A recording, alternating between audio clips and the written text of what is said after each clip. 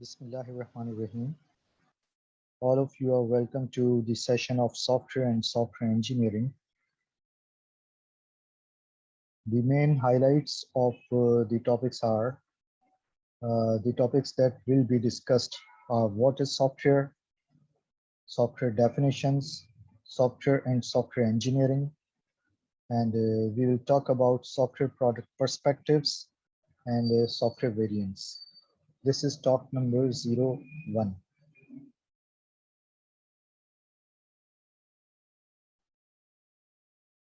Topic number 1 is about software and software engineering, और topic number 2 software product perspective and variants. अब अगर देखा जाए कि इसके बारे में आपसे काफ़ी डिटेल में बात हुई थी, रेफरेंस भी इसका मैंने मेंशन किया हुआ है, chapter number 1 of the book software engineering a practitioner's approach, 7th edition of Roger S Pressman. तो आप लोगों से गुजारिश मेरी ये है कि आपके पास बुक मौजूद है, आप बुक ज़रूर खोलें। मैं भी आप लोगों को बुक से ही लेके चल रहा हूँ, लेकिन बहुत सारी चीज़ें हैं जो कि प्रैक्टिकल ओरिएंटेड हैं, जो कि इंडस्ट्री ओरिएंटेड है, जो कि अपने एक्सपीरियंसेस हैं, जो कि अपने लर्निंग एंड फेलियर्स, तमाम चीज़ें, सक्सेस फेलियर्स स्टोरीज, सारी चीज़ें, तो ये भी आप लोगों को बताई जाएंगी। लेकिन आपका अपना भी विजन होना चाहिए, आपकी अपनी स्टडी होनी चाहिए। You are the students and you should must study at your end as well. तब हर बुक जो है वो आपको एक कंप्लीट कोर्स ऑफ स्टडी बताती है, उसके कंटेंट बताती है। आपके सब्जेक्ट के टाइटल्स तो कुछ और होते हैं, लेकिन बुक आपको कंप्लीट नॉलेज देती है एक पर्टिकुलर एरिया में। आप लोगों को ये भी चाहिए कि जो काम आप कर चुके हैं, जो काम आप सीख चुके हैं, तो वो आपको दोबारा रिपीट करने की ज़रूरत है या नहीं, आपकी अंडरस्टैंडिंग डेवलप हुई, आपकी रिदम डेवलप हुई या नहीं हुई। अगर नहीं हुई, first of the first you should go to the preface. और प्रीफेस में, जब प्रीफेस का मतलब है कि बुक का फर्स्ट फेस वो आपको ये बताता है कि आपको कौन से चैप्टर स्किप करने चाहिए, कौन से टॉपिक स्किप करने चाहिए, कौन से टॉपिक किस रिदम से चल रहे हैं, तो उनकी सीक्वेंसिंग इसमें मौजूद होती है। तो ज़रा सा इसके ऊपर मैं 2-4 मिनट बात कर लूँ, ताकि आप लोग जो हैं वो बुक को पढ़ना भी सीखें। बगैर पढ़े तो काम नहीं होगा। ये सिर्फ ऑनलाइन सेशन, जो वीडियो आपके पास कंटेंट मौजूद है, या लेक्चर सेशंस हैं, सिर्फ उससे काम नहीं चलता, बल्कि you have to work hard. आपको एक एक कंटेंट, एक एक टर्म के बारे में मालूम होना चाहिए। तो ये देख लीजिए, बुक का ये फर्स्ट पेज। पहले तो ये बुक की इन्फॉर्मेशन इसमें मौजूद है। बुक की इन्फॉर्मेशन जहाँ पर मौजूद होती है, वहाँ पर बुक का लिंक भी मौजूद होता है, यानी कि वेब लिंक। अब इसी पेज पर नीचे जाके देखें, ये मैग्रो हिल जो है वो इनके पब्लिशर्स हैं, और यहाँ पर ये बुक की वेबसाइट मौजूद है। अब चूंकि ये भी 5-7 साल, बल्कि ये 2011 की बुक, मुझे ये 2011 की बुक लग रही। मैं फिर भी इसकी डेट्स देख लूँ, यहाँ पर अगर लिखी हुई होंगी तो मैं 2010 लिखा हुआ है। दिस इज 2010 रिलीज, और ये 10 साल पुरानी हो गई। लेकिन इस दौरान जो है 8th एडिशन, 9th एडिशन भी आ चुका। 8th एडिशन, 9th एडिशन आ तो चुका, मार्केट में इसकी हार्ड कॉपी अवेलेबल है। लेकिन आप जाके उर्दू बाजार से कहीं से भी देखें, बहुत ही कहना चाहिए कि लो क्वालिटी। और उसकी जो वीकनेस ये है कि बुक के कंटेंट ज़रूर मौजूद हैं, लेकिन वेब से आप डाउनलोड नहीं कर सकते। आप ओरिजिनल बुक जो है उसके साथ एक कार्ड उस बुक में मौजूद होता है, उस पर ISBN और उसका पासवर्ड मौजूद होता है, और पासवर्ड डालते हैं तो आप बुक डाउनलोड करते हैं, उसके मटेरियल डाउनलोड कर सकते हैं। 7th एडिशन की ये चीज़ें कि ये अब मार्केट में आ चुकी हैं, लेकिन 8th और 9th एडिशन बुक अवेलेबल हैं। पायरेटेड कॉपीज़ ही हमारे पास आती हैं, ओरिजिनल बुक्स नहीं आती। आपके डिपार्टमेंट की लाइब्रेरी में जो 6th एडिशन है वो ओरिजिनल मौजूद है, 7th 8th 9th मौजूद नहीं है। उसके बाद लाइब्रेरी ने परचेज नहीं किया या क्या सिलसिला है, लेकिन जो ओरिजिनल बुक्स आई उसमें कार्ड मौजूद था, तो उसकी सॉफ्ट कॉपीज भी आ गई। तो कहने का मकसद ये कि जो मोस्टली अवेलेबल चीज़ें हैं हमारे हाथ में, नॉलेज में थोड़ा सा फ़र्क होता है, लेकिन आप लोगों को वो हैंडी रिसोर्सेज मिल जाएं कि आप कहीं भी बैठे हुए, क्लास में, क्लास के बाहर, घर में, घर से आसपास, दोस्तों में, आपके मोबाइल फ़ोन पर सॉफ्ट कॉपी PDF फॉर्मेट में मौजूद हो। इसलिए ये बुक सेलेक्ट की गई है। अब ज़रा थोड़ा सा आगे आके देखते हैं कि इस बुक में है क्या। ऑथर का इंट्रोडक्शन जानने की ज़्यादा ज़रूरत नहीं है, क्योंकि ऑथर तो बहुत ही पॉपुलर हैं और बहुत पुराने हैं। अच्छा, ये कंटेंट लिस्ट है, टेबल ऑफ कंटेंट, इस पर हम आते हैं। लेकिन इससे पहले 2-4 और बातें एक डायग्राम से हम कर लें। प्रीफेस ज़रूर पढ़ा करें, ये बुक के अंदर मौजूद होता है। इसमें चैप्टर के हवाले से सीक्वेंसिंग मौजूद होती है।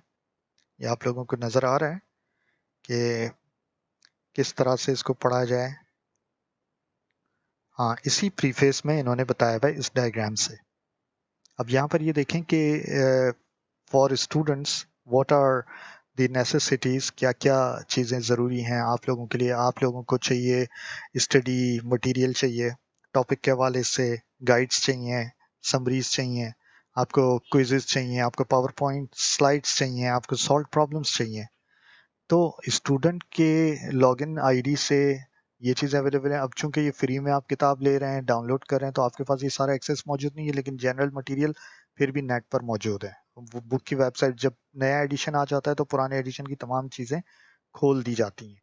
क्या क्या मटेरियल इससे रेलिवेंट मौजूद है जो कि आपको फॉलो करना चाहिए। आप लोग सिर्फ और सिर्फ टॉपिक वाइज 2-4 पैराग्राफ पढ़ के, और इम्तिहान के जब इम्तिहान करीब होता है और उसके 2-3 दिन बीच में गैप होता है तभी आप पढ़ते हैं, ऐसा ना करें। इफ अगर आपको कुछ सीखना है तो वक्त लगाना पड़ेगा। ये बताऊं कि you have to study, you have to spend time on each and every chapter. एक चैप्टर को पढ़ने में भी अगर उसके कंटेंट पेजेस देखें तो 15 से लेकर 40 तक पेजेस होते हैं। उसमें एक्सरसाइजेस होती हैं, उसमें वेब लिंक्स मौजूद होते हैं।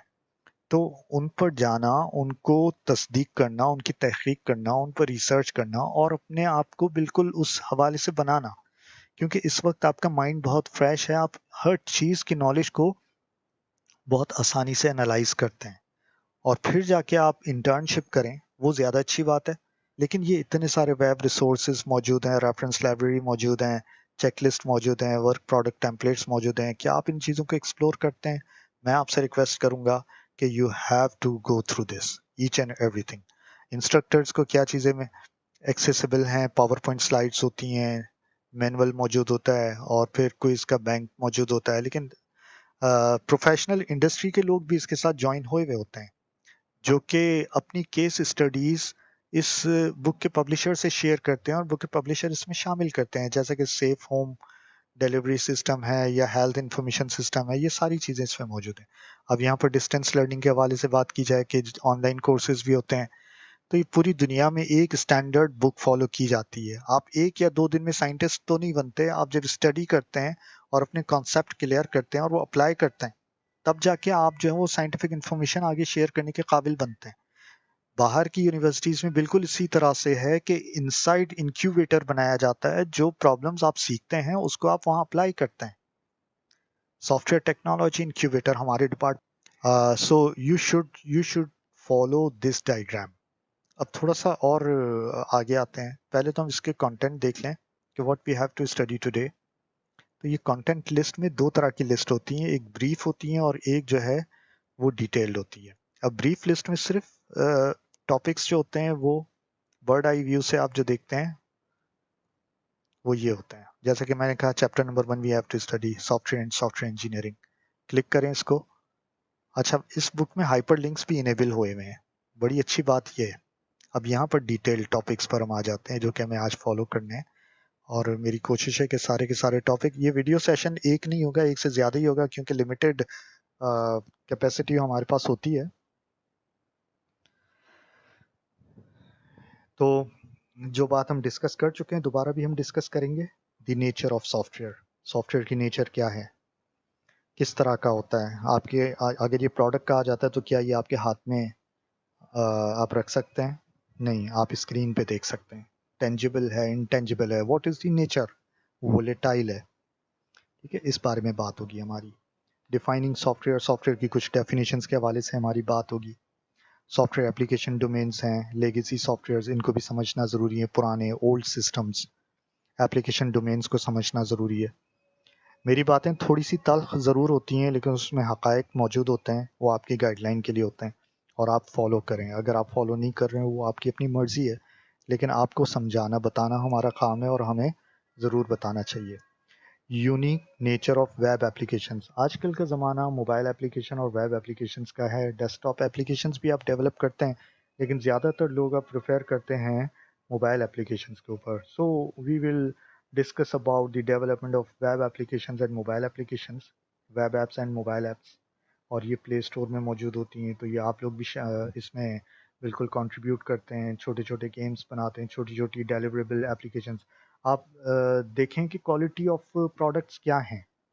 क्वालिटी ऑफ प्रोडक्ट्स में आप अभी जो ट्रांसपोर्टेशन सिस्टम हमारी यूनिवर्सिटी में चलाया गया, एयरलिफ्ट के हवाले से कहना या स्वेल के हवाले से कहना चाहिए, उनकी मोबाइल एप्लीकेशन देखें, आपको बहुत सारे फॉल्ट्स नज़र आएंगे, बहुत सारी वीकनेसेस नज़र आएंगी। आप लोगों ने इस्तेमाल किया है, डिलीवरेबल टाइम अलाइन नहीं हो रहा, या कैपेसिटी के बारे में नहीं पता लग रहा, या फेयर आपने पे कर दिया तो दोबारा आप इसको कैंसिल करवा सकते हैं, नहीं करवा सकते हैं। तो ये डेफिशिएंसीज हैं। तो इन चीज़ों को कवर करने के लिए पहले ये सीखना कि डेफिशिएंसीज होती क्या हैं, ये समझना कि क्या कुछ होना चाहिए। तो जल्दबाजी में जो डेवलपमेंट होती हैं, इनफॉर्मल एप्लीकेशन डेवलपमेंट्स होती हैं, तो हमें फॉर्मली डेवलप करना होता है, मैथमेटिकल ओरिएंटेड सिस्टम डेवलप करने होते हैं, बाकायदा बैलेंस्ड सिस्टम होने चाहिए, कैलकुलेशन के साथ मॉड्यूल की कैलकुलेशंस होनी चाहिए। अगर ज़्यादा फैलाव है तो मॉड्यूल्स को आप लिमिट करते हैं और फिर एप्लीकेशन को वर्टिकल डेवलपमेंट में लेकर आते हैं। सारी चीज़ें डिस्कस होंगी इंशाल्लाह आगे। सॉफ्टवेयर इंजीनियरिंग क्या है, ज़रा इसकी टर्मिनोलॉजीज़ को भी हम देखेंगे। बल्कि आप लोगों से मेरी गुजारिश ये है कि एमएस वर्ड भी खोल दिया करें, और एमएस वर्ड में राइट क्लिक करें किसी भी वर्ड के ऊपर, तो वो आपको सिनोनिम्स बताता है। वहाँ से डिक्शनरी आपको बहुत कुछ और बता देती है कि what is engineering, what is software engineering. Then we will talk about the process, software process. और फिर ये कि जनरली जो सॉफ्टवेयर हाउसेस में प्रैक्टिसेस फॉलो की जाती हैं, लड़ाइयाँ भी होती हैं, टीम्स डेवलप, जहाँ पर टीम डेवलप हुई, ग्रो यानी कि ग्रुप डेवलप हुए, वहाँ पर प्रोडक्टिविटी भी होती है और नॉन प्रोडक्टिव एक्टिविटीज़ भी होती हैं। So what are the quality practices? Time management आ गया, लोगों से कोऑर्डिनेट करना, रिसोर्स एलोकेशन होना चाहिए, रिसोर्स प्रॉपर यूटिलाइजेशन होना चाहिए, और फिर ये कि अपने प्रोफेशनल ग्रोथ भी होना चाहिए। ये तमाम चीज़ें, ट्रेनिंग एंड रीट्रेनिंग, और इसकी जनरल प्रिंसिपल्स, इस हवाले से हमारी बात।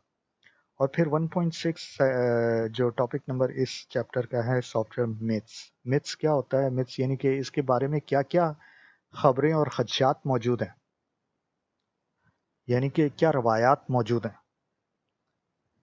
तो पहले लोग क्या सोचा करते थे कि सॉफ्टवेयर क्या होता है, फिर 5 साल 10 साल के बाद लोगों की सोच बदल गई, फिर 10-12 साल के बाद सोच बदल गई, फिर 10-12 साल के बाद सोच बदल गई। तो आज अगर कहना चाहिए कि सॉफ्टवेयर डेवलपमेंट का काम कब से शुरू हुआ है, तो वैसे तो मैं आप लोगों को ये बताऊं कि जब से कंप्यूटर बना, वैसे तो सॉफ्टवेयर बहुत पुराना है लेकिन बाकायदा जो प्रोग्रामिंग लैंग्वेजेस, ईयर 1971, और आज अगर 2021 आ रहा है, अगले 6-8 महीने बाद, 6 महीने बाद या 4 महीने 8 महीने बाद, तो ये 50 साल हो गए। तो अब आप देखें कि 50 साल में सॉफ्टवेयर की डेफिनेशन में क्या क्या चेंजेस आए। पहले कहा जाता था कि this is a program, this is a list of code. आज मैं कहता हूँ कि this is a product and a vehicle to deliver the product. और उस वक्त ये कहा जाता था कि दिस इज़ इंटेंजिबल। आज कहते हैं कि दिस इज़ वॉलेटाइल। ठीक है, तो हमें ये जानना भी ज़रूरी है। और ये मिथ्स जो है, कस्टमर के हवाले से अलग होता है, डेवलपर के हवाले से बड़े अच्छे खासे कॉन्सेप्ट्स होते हैं। ओनर या जो लोग होते हैं टीम्स के हवाले से कुछ और, डेवलपर्स टीम्स के हवाले से कुछ और। तो ये हमारे जो है समझ में ये बातें आनी चाहिए। और फिर ये कि चैप्टर की समरीज वगैरह, अब आप अगर लिंक करेंगे तो लिंक को क्लिक करेंगे तो आप वहाँ तक पहुँच सकते हैं। Then we have to talk about the problems and points to ponder, यानी कि हमें इसके सोल्यूशन की तरफ जाने के लिए रास्ते इसमें देखने हैं। Further readings and information resources मौजूद है। तो ये ज़रा प्रॉब्लम्स को भी मैं क्लिक करूं। अब ये देखें, हर चैप्टर के एंड पर प्रॉब्लम्स मौजूद हैं। ये प्रॉब्लम जो है वो प्रैक्टिकल ओरिएंटेड प्रॉब्लम्स होते हैं। समरी भी मौजूद है, जो पढ़ा उसकी बहुत ही ब्रीफ समरी। लेकिन मैं आपसे ये कहूँगा कि बुक की वेबसाइट पर जाएं, चैप्टर की कंप्लीट समरी मौजूद है, उसको ज़रूर देखें। पॉइंट वाइज है, क्वान्टिफाइबल है। अच्छा, ये प्रॉब्लम्स हैं, इसको ज़रूर, इम्तिहान ज़्यादातर मैंने इन्हीं सवालात से बनाना होता है।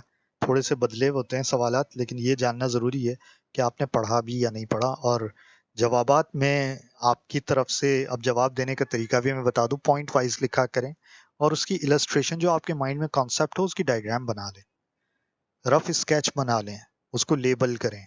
तो आप लोग समझ लें कि अगर 10 नंबर का क्वेश्चन है तो कुछ तो पॉइंट्स आपके लिखने में आ गए, कुछ आपके डायग्राम पर आ गए। उसी से पता लगेगा कि you have a well concept और नॉट। तो दोबारा हम चैप्टर के स्टार्ट पे जाते हैं, software and software engineering title page. ठीक है, अब जब भी चैप्टर शुरू किया जाता है तो उसकी ये समरी ज़रूर पढ़ी जाती है। अब इसमें मेन कॉन्सेप्ट है कि जी ये सॉफ्टवेयर होता क्या है। अक्सर ज़बान पर ही आता है कि मेरे कंप्यूटर का सॉफ्टवेयर क्रैश हो गया या मेरी एप्लीकेशन जो है वो चल नहीं रही, सॉफ्टवेयर डेड हो गया। ये क्या चीज़ें हैं, इनके क्या ऑल्टरनेट्स हैं, या आप कहते हैं कि यार दोबारा इंस्टॉल करना पड़ेगा, चल नहीं रहा या इसको, तो ये मामलात कहाँ से उठते हैं, किस तरह से होते हैं। सॉफ्टवेयर डेट्रियोरेट होता है, सॉफ्टवेयर फिनिश नहीं होता, सॉफ्टवेयर जो है वो डेड नहीं होता। इस तरह के कॉन्सेप्ट्स हैं यहाँ पर। और जो जो कॉन्सेप्ट्स हम पूरे चैप्टर में पढ़ रहे होते हैं उसके कीवर्ड्स और की कॉन्सेप्ट यहाँ पर मौजूद होते हैं। जैसे कि we have to discuss about the application domains, we have to discuss about the application domains, किस किस एरिया में जो है वो सॉफ्टवेयर डेवलप, जैसे साइंटिफिक डोमेन की बात कर लें, मैथमेटिकल सॉफ्टवेयर्स की बात करें, लेगेसी सिस्टम्स की बात करें, या फिर अकाउंटिंग के सॉफ्टवेयर्स की बात करें, ऑपरेटिंग सिस्टम्स की बात करें, या फिर एम्बेडेड सिस्टम्स की बात करें, तो what are the application domains. अच्छा, इसके अलावा कैरेक्टरिस्टिक्स ऑफ सॉफ्टवेयर, क्या क्या खुसूसियात हैं सॉफ्टवेयर की, अपनी क्या क्या खुसूसियात हैं, किस तरह से इसको देखा जाता है, इसके एट्रीब्यूट्स के हवाले से बात की जाए। What are the internal product attributes? What are the external product attributes? Internally इसको कैसे देखा जाए कि जी ये पूरी डायग्राम आर्किटेक्चरल डायग्राम्स होती हैं, फिर उसको कोड के थ्रू बनाया जाता है, डेवलप किया जाता है। पहले आर्किटेक्चर बनाया जाता है, फिर डेवलपमेंट होती है, डेवलपमेंट में प्रोग्रामिंग लैंग्वेज की ज़रूरत पड़ती है। सो फ्रेमवर्क बनाना, यानी कि एक्टिविटीज़ का framework banana, framework of activities, कि हमारी टीम जो डेवलपर की इसके ऊपर काम। अच्छा, इसमें ज़रा थोड़ा सा और आगे देखते हैं, लेगेसी सॉफ्टवेयर्स की बात की जाएगी, जिसमें कि ओल्ड सिस्टम, पुरानी जो कंपनीज़ हैं उसमें हार्डवेयर ख़रीदा जाता है तो उसका सॉफ्टवेयर भी होता है। अब सॉफ्टवेयर भी उसका कंपैटिबल होता है, लेकिन साल जब गुजर जाते हैं, 10 साल, 12 साल, 15 साल, तो मशीन्स तो बहुत एक्सपेंसिव होती हैं, तो उसका सॉफ्टवेयर जो है वो अपग्रेड करने की ज़रूरत होती है। तो पुराने वाले सॉफ्टवेयर को अपग्रेड करने में पुराने वाली डॉक्यूमेंटेशंस हमें बहुत मुश्किल से मिलती हैं। वो सॉफ्टवेयर हाउसेस जिन्होंने ये बनाया होता है वो बंद हो चुके होते हैं, उन्होंने कुछ और बिजनेस शिफ्ट कर लिया होता है या कुछ और, या वो इंटरेस्टेड नहीं होते हैं कि जी हमने सर्विसेज रोक दी हैं। जैसे कि एचपी के बिजनेसेस देखें, पुराने प्रिंटर हैं, उनके आपको ड्राइवर्स नहीं मिलेंगे। क्यों? क्योंकि उन्होंने सर्विसेज बंद कर दी, कहते हैं कि नहीं हम अब छोड़ दें वो प्रिंटर, आप ज़ाया कर दें, कोई ज़रूरत नहीं है। या फिर कोई एक्सपर्ट डेवलपर हैं, वो उसके ड्राइवर दोबारा लिखते हैं और फिर वो जो सॉफ्टवेयर आप बनाते हैं वो कस्टमाइज होता है, फिर मेहनत होती है। वैसे तो ड्राइवर डाउनलोड कर लेते हैं बड़ी आसानी से, फ्री ऑफ कॉस्ट, लेकिन जब बनवाने के लिए देते हैं कस्टमाइज प्रोडक्ट तो फिर उसकी कॉस्ट बढ़ जाती है। बेहतर है कि वो मशीन ही आप डिस्कार्ड कर दें। लेकिन इंडस्ट्री में जो प्रोसेस इंडस्ट्री है, टेक्सटाइल इंडस्ट्री देख लें, या जो भी साइट एरिया में जितनी भी इंडस्ट्रीज जो कि जिनकी मशीन सॉफ्टवेयर से, या हेल्थ केयर सिस्टम्स हैं उनकी मशीन में सॉफ्टवेयर एम्बेडेड होता है, तो अब उसके लिए हम पूरी मशीन को कैसे डिस्कार्ड कर सकते हैं। Then we have to develop a enterprise application interface. उसको इंटीग्रेट करने के लिए हमें जो है मिडिलवेयर एप्लीकेशन डेवलप करनी पड़ती है। सॉफ्टवेयर और हार्डवेयर को कंपैटिबल बनाने के लिए मिडिलवेयर, मिडिलवेयर का मतलब है कि आपने सपोर्ट दे दिया कि जी बस काम चलाने के लिए इंटीग्रेट हो जाए, काम रुके ना। तो ये लेगेसी सिस्टम्स होते हैं। और फिर हमारी प्रैक्टिसेस क्या होती हैं? फॉर्मल प्रैक्टिसेस होती हैं, नॉर्मल होती हैं, एबनॉर्मल होती हैं। बेस्ट प्रैक्टिसेस क्या होती हैं, वीक प्रैक्टिसेस क्या होती हैं, और बैड प्रैक्टिसेस को भी जानना ज़रूरी है कि लोग बगैर कागज़ पे लिखे हुए डायरेक्ट कंप्यूटर पर आईडीई, इंटीग्रेटेड डेवलपमेंट एनवायरनमेंट खोल देते हैं और प्रोग्राम बनाना शुरू कर देते हैं, और फिर उसी को ट्रबल शूट कर रहे होते हैं। बस लगन इस चीज़ की होती है कि रिजल्ट आ जाए और स्क्रीन के ऊपर जो हम चाह रहे थे वो चल जाए। और बाद में कोई और डेवलपर को ये सॉफ्टवेयर हवाले किया जाए कि जी अब इसमें इसका काम आगे का आप संभाल लें, तो फिर उसके पास कोई डॉक्यूमेंटेशन नहीं होती। ये बैड प्रैक्टिसेस में चीज़ें आती हैं, तो आपको ये जानना भी ज़रूरी है। अभी तो आप बिगनर्स लेवल पर हैं, सेकंड ईयर में हैं, लेकिन ये बातें जानना भी ज़रूरी हैं। अब यहाँ पर डिस्कस होगा मिथ्स के बारे में, प्रोसेस के बारे में, what are the umbrella activities and web applications. तो ये मैंने आप लोगों को बताना था कि यू शुड मस्ट नो। अच्छा, ये W वाले जो क्वेश्चन है, W5HH, what, when, why, where, whom, who and how much, ये W5HH के इसकी कंप्लीट क्या, क्यों, कैसे, ये क्या है, क्यों है और कैसे है, ये जानना ज़रूरी है। तो बात की जाए थोड़ी सी डेफिनेशंस के हवाले से। अब मैं बहुत क्विक चलूँगा क्योंकि ये आप लोग पढ़िएगा ज़रूर, क्लास में हमारी बात हुई है।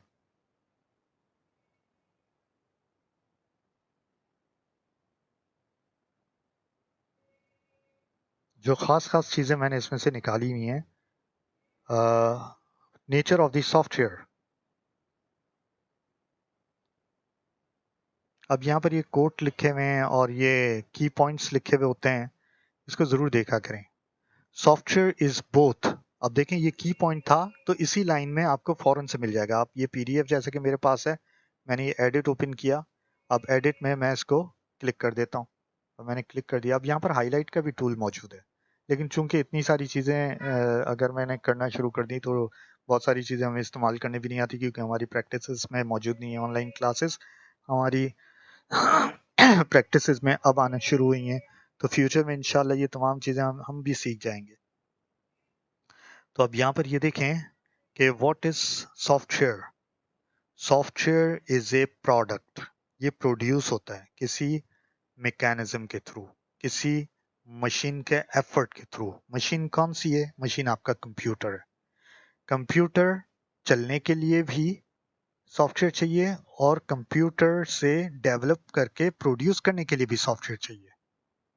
ठीक है, तो इसमें हमारे पास अब यहाँ पर कोई डायग्राम नहीं बनी हुई, वरना मैं डायग्राम से बताता कि पूरा फ्रेमवर्क ऑफ एक्टिविटी होता है कि जिसमें टास्क ओरिएंटेड जो है काम जो है वो असाइन किए जाते हैं। Task assign to the people over some specific time. अब डेवलपर जो हैं वो अपने टूल्स जो है वो गैदर करते हैं, और फिर आपस में मीटिंग्स करते हैं, अपने स्किल सेट के मुताबिक पूल सेलेक्ट करते हैं, और फिर डेवलपमेंट का काम स्टार्ट होता है। तो ये एक जॉइंट एफर्ट होता है। This is not a one man show. Software development is not a one man show. अगर आप ये समझते हैं कि आपने ये डेवलप करके दिया, तो उसके पीछे बहुत सारी कहानी किसी और ने अंजाम दे दी होती है, तब जाके आपने प्रोड्यूस किया। और आप ये सोचें कि आपके बाद भी इसको आगे लोग बढ़ाएंगे, तो आपकी प्रैक्टिसेस ऐसी हों, आपकी डॉक्यूमेंटेशन ऐसी हो कि अगला इसको बाकायदा तौर पर प्रॉपर्ली रीड कर सके और आगे बढ़ सके। So it is not only A product but A vehicle that delivers A product. ये एक व्हीकल भी है, एक गाड़ी है जो कि प्रोडक्ट डिलीवर भी करती है। जैसा कि इंटरनेट से आप डाउनलोड करते हैं, अब इंटरनेट पर downloads.com को आप देख लीजिए, एक तरह का व्हीकल है, आपको डिलीवर कर रहा है, आप वहीं से टूल्स उठाते हैं। असल में सॉफ्टवेयर एक बिजनेस ओरिएंटेड बात होती है कि बिजनेस की मॉडलिंग होती है और उसके फंक्शंस को सॉफ्टवेयर में इनकॉर्पोरेट किया जाता है, और वो डिलीवर किया जाता है यूजर्स को। और यूजर्स के लिए उस वक्त ही अच्छा होता है जब ये यूजर के साथ यूजर फ्रेंडली हो। अगर ये यूजर फ्रेंडली नहीं होगा तो यूजर कभी भी इसको इस्तेमाल नहीं करेंगे। जैसे कि माइक्रोसॉफ्ट टीम मुझे कभी भी यूजर फ्रेंडली नहीं लगा। जूम सबसे ज्यादा यूजर फ्रेंडली है, लेकिन उसकी कैपेसिटी टाइम की बहुत कम है, 40 minutes. That is not enough. और इसके अलावा नंबर ऑफ पीपल की कैपेसिटी भी कम है, 100। तो आगे बढ़ते हैं। What is the nature of the software? It is a volatile. Volatile का क्या मतलब हुआ? Volatile का मतलब ये कि इस्तेमाल होता है और उड़ जाता है।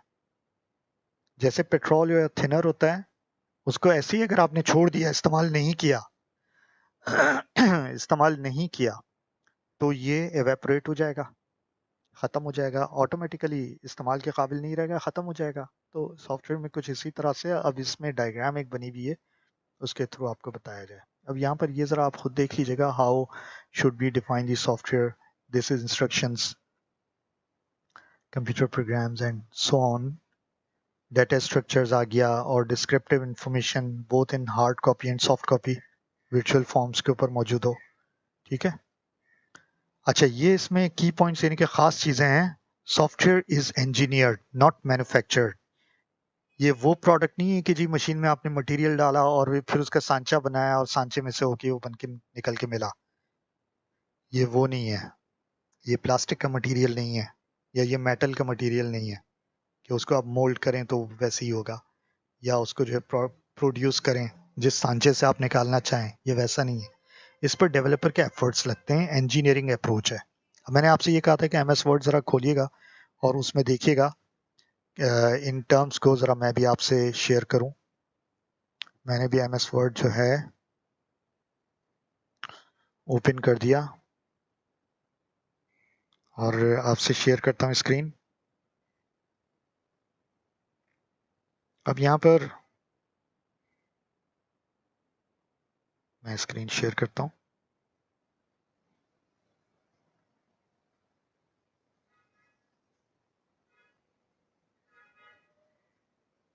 जी ये स्क्रीन शेयर हो गई आपके साथ।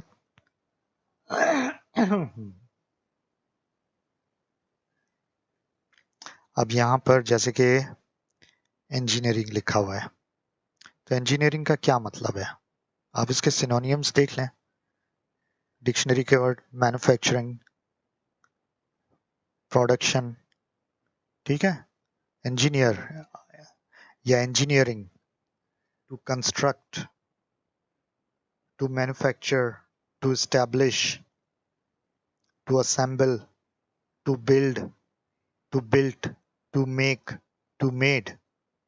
ठीक है, तो ये तमाम जो है वो इंजीनियरिंग के डेफिनेशंस में आती हैं। और सॉफ्टवेयर इंजीनियरिंग यानी कि सॉफ्टवेयर को बनाया जाए। अब यहाँ पर बात क्या की गई? बात ये की गई, दोबारा से हम उसी PDF पर आ जाएं, बुक की PDF पर। सॉफ्टवेयर इज इंजीनियर्ड, इसके की पॉइंट में जो लिखा हुआ है, सॉफ्टवेयर इज डेवलप्ड और इंजीनियर्ड। ये डेवलप किया जाता है या इंजीनियर के, ये बनाया जाता है, बिल्ड किया जाता है, बिल्ड किया जाता है, मेड, मेक, असेंबल किया जाता है, कंपोनेंट से असेंबल किया जाता है। इसके टेम्पलेट लाइब्रेरी के कंपोनेंट होते हैं, तो प्रोग्राम के कंपोनेंट्स होते हैं, उनको इंटीग्रेट किया जाता है। ठीक है, पहली बात ये पहली बात हाईलाइटेड बात है। It is not manufactured in the classical sense जो आमतौर पर किया जाता है, ऐसा नहीं है। और दूसरी बात, अच्छा इसके फेलियर के कर्व के ऊपर हम बात करेंगे। दूसरी भी बात देखते हैं। दूसरी बात है, सॉफ्टवेयर डजंट वेयर आउट। ये जो है कभी भी खत्म नहीं होता, लाइफ टाइम एक मरतबा बना लिया, 100 साल बाद भी ये चलेगा।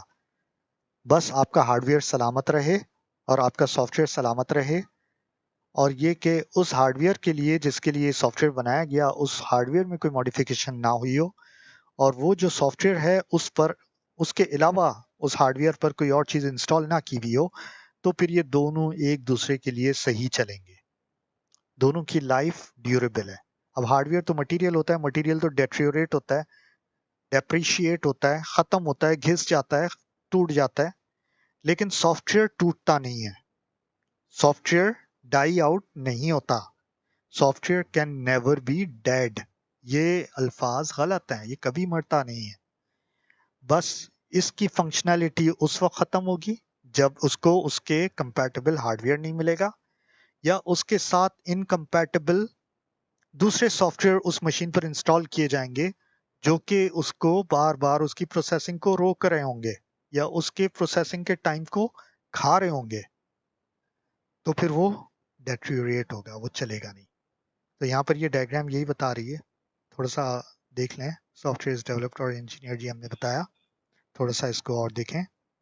इन्फेंट मोर्टेलिटी, अब ये देखें टाइम के साथ, डे 0 के ऊपर और ये डे 100 के ऊपर। चलें ईयर वाइज आप देख लें, 10 ईयर्स की हम बात करते हैं, 10 इयर्स का स्केल लगा देते हैं। विंडोज़ की बात करते हैं, विंडोज़ इस वक्त विंडोज़ 10, 11 जो भी चल रहा है, मैं तो पता नहीं विंडोज़ के चक्कर में भी नहीं पड़ता, बस जो भी मिल जाए। विंडोज़ 7 भी मेरे पास चल रहा है और विंडोज़ 10 भी चल रहा है, विंडोज़ 8 भी चल रहा है। और उसके बाद आप लोग पता नहीं दूसरे भी ऑपरेटिंग सिस्टम चलाते हैं, लेकिन हम तो एक ही ऑपरेटिंग सिस्टम को लेके चलते हैं। लेकिन आप ये देखें कि इस वक्त विंडोज़ 10 की बात करें, उससे पहले विंडोज़ 8, तो फिर ये कहाँ से शुरू हुई कहानी? अब ये विंडोज़ की कहानी शुरू हुई है विंडोज़ 3.0 से। 3.0 मैंने पहली मर्तबा देखा था 1994 में। 1994 में, बल्कि उससे पहले डिस्क ऑपरेटिंग सिस्टम होता था, DOS. First time I have used computer in year 1988। आप पैदा भी नहीं हुए थे। ईयर 1988 बहुत पुरानी बात है। अगर इस वक्त 2020 है तो ये मेरा ख्याल है 32 साल हो गए। तो आप ये देखिए कि अगर हम इसकी लाइफ की बात करते हैं तो विंडोज़ 3.1, विंडोज़ 3.2, 3.3 और उसके बाद विंडोज़ 95, ईयर 1995 के रिलीज़ था। और उसके बाद की अगर बात देखें तो विंडोज़ 97, विंडोज़ 98, 2000 और मिलेनियम एडिशन, और उसके बाद जो है विंडोज़ एक्सपी, अच्छा एनटी, विंडोज़ एनटी के बाद विंडोज़ एक्सपी 2003 की बात है। विंडोज़ एक्सपी अभी भी मेरे एक लैपटॉप, पुराने लैपटॉप जो यूनिवर्सिटी ने 2004 में हमें दिया था, उस पर अभी भी एक्सपी ही चलता है, अभी भी मेरे पास वर्किंग में है। और मैं अक्सर जब मल्टीमीडिया चलाना होता है तो मैं डिपार्टमेंट में अभी पिछले साल तक भी मैंने इसको मल्टीमीडिया के साथ कनेक्ट किया है और बिल्कुल बहुत यही एक जो है कंपैटिबल, जो कि सही चला मेरी पुरानी प्रेजेंटेशंस के हवाले से। जो बहुत पुरानी प्रेजेंटेशंस हैं उसको अगर क्लास में दिखाने के लिए ज़रूरत पड़ती है तो विंडोज़ एक्सपी की ज़रूरत पड़ती है, क्योंकि वो उसके साथ कंपैटिबल है। अच्छा, एक्सपी के बाद है विंडोज़ 7 आया था, मैंने इस्तेमाल किया। और इसके अलावा बीच में एक और आया था, जैन से नाम मेरा निकल गया, लॉन्ग हॉर्न, ये भी आया था। विस्टा, विंडोज़ विस्टा आया, और फिर 7 आया, और फिर ये कि 8 आया, फिर 10 आया, और फिर आगे पता नहीं क्या क्या और कितनी डेवलपमेंट्स हो चुकी हैं माइक्रोसॉफ्ट के प्लेटफॉर्म के ऊपर। और 2002 में जब मैंने पढ़ाया था, 2003-4 में, तो मैं माइक्रोसॉफ्ट को स्टडी करता था। और स्टडी करते, अच्छा ये मीटिंग एंड हो रही है तो मैं इसको एंड करूँगा बस 5 मिनट के अंदर। तो मैं आपको ये बताऊं कि उस वक्त भी मैंने बहुत सारी चीज़ों पर ऑब्जेक्शन उठाया और रेमेडीज बताई जो कि इनकॉर्पोरेट भी हुई। सो यहाँ पर अगर देखें कि 5 साल का आपने एस्टिमेशन रखा हुआ है कि आपने आज एक प्रोडक्ट खरीदा कंप्यूटर और उस पर सॉफ्टवेयर इंस्टॉल करवाया, आपने नया लैपटॉप लिया, आपने ये सोच के कि मुझे कम से कम 2025 तक इस्तेमाल करना है, 2020 में लिया, 25 तक वो सही चले। अब आप देखें कि ये कब तक सही चलेगा। ये चलेगा 2000, ये 5 साल के अगर यहाँ पर स्केलिंग कर दें आप, तो ये 2.5 साल, ये 3 साल और ये 3.5 साल, बस 3.5 साल तक आप सेटिस्फाई रहेंगे। लेकिन अभी भी जो है तकरीबन 6-8 महीने बाद से ये बाकायदा आपके साथ सही चलेगा। ये जो स्टेबल कर्व है उसके हवाले से बात की जाती है, लेकिन उससे पहले इसका फेलियर का रेट हाई है। इसका मतलब कि नया नया लैपटॉप, नया ऑपरेटिंग सिस्टम, नई एप्लीकेशंस आपने इंस्टॉल करवा दी, अब आप अपने असाइनमेंट्स इस पर बनाते हैं, आप अपना डेवलपमेंट का काम करते हैं, कुछ कंपैटिबिलिटी मिलती है, कुछ नहीं, तो उसको एक्वायर करके और आप उसको अपने लिहाज से सिस्टम बना लेते हैं। 6-8 महीने लग जाते हैं। 6-8 महीने, 1 साल बाद से लेकर ये आपके साथ, आप कहेंगे अब 1.5-2 साल बाद पूछा जाए, नहीं मेरा laptop that is working fine, आप यही कहेंगे। और 2.5-3 साल, 3.5 साल तक, 4 साल तक आप यही कहेंगे, यस इट्स वर्किंग फाइन, सबको यही मशवरा देंगे, एचपी का लैपटॉप लो। अच्छा, ये जो स्टेबल कर्व है ना, यहाँ पर ये शुरू की चेंजेस हैं। ये आप इंस्टॉलेशन कर रहे होते हैं तो ये फेलियर के रेट हाई है। शुरू में तो बहुत ज़्यादा है, फिर कम होते रहे, आपने स्टेबल कर दिया, आपने एंटीवायरस भी इंस्टॉल कर दिया, आपने जो है वो नेटवर्क के सॉफ्टवेयर भी इंस्टॉल कर दिए हैं। अब आप उसमें चेंजेस नहीं कर रहे हैं तो ये आपको स्टेबिलिटी देगा। लेकिन वक्त के साथ साथ जब आपकी ज़रूरत फिर बढ़ गई और मार्केट में नया सॉफ्टवेयर आया, वो कंपैटिबल नहीं होते हैं पुराने सॉफ्टवेयर के साथ, तो अब आपके साथ मसाइल शुरू होंगे और आपका दिल खट्टा होना शुरू हो जाएगा और आप कहेंगे कि अब नया ले लेता हूँ, वैसे ही तो 3-4 साल हो गए हैं। चलो फिर भी मर मर के आपने 5 साल गुजार लिए, फिर किसी घर के छोटे भाई या भांजा भांजी या भतीजे भतीजी को आपने दे दिया कि चलो मैं तो अब जॉब पे आ गया हूँ, मैं नया ले लेता हूँ, मुझे ऑफिस की तरफ से मिल जाएगा। और this is the wear out time, it is deteriorate. ठीक है, तो ये है इसका infant mortality curve, failure curve for the hardware and software. अच्छा, इसके अलावा जब जब आप चेंजेस करते हैं, जब जब आपने कुछ नया इंस्टॉल किया, फेलियर हाई हो जाएगा, फिर दोबारा से ये आप स्टेबिलिटी की तरफ आएंगे, फिर आपका दिल सुकून में आएगा। लेकिन ये आइडियल कर्व से हट चुका होगा। फिर आपने कोई एप्लीकेशन इंस्टॉल की, आपने दोबारा से जो है वो सारी विंडोज उड़ा के दोबारा से इंस्टॉल किया, फिर आपका स्टेबिलिटी जब तक आए। तो इसी तरह से 5 साल में कम से कम 4 मरतबा तो विंडोज उड़ाई होगी। ठीक है, तो ये चेंज जहां पर आया वहां पर आपकी जो सेटिस्फेक्शन है उसमें भी फर्क आएगा।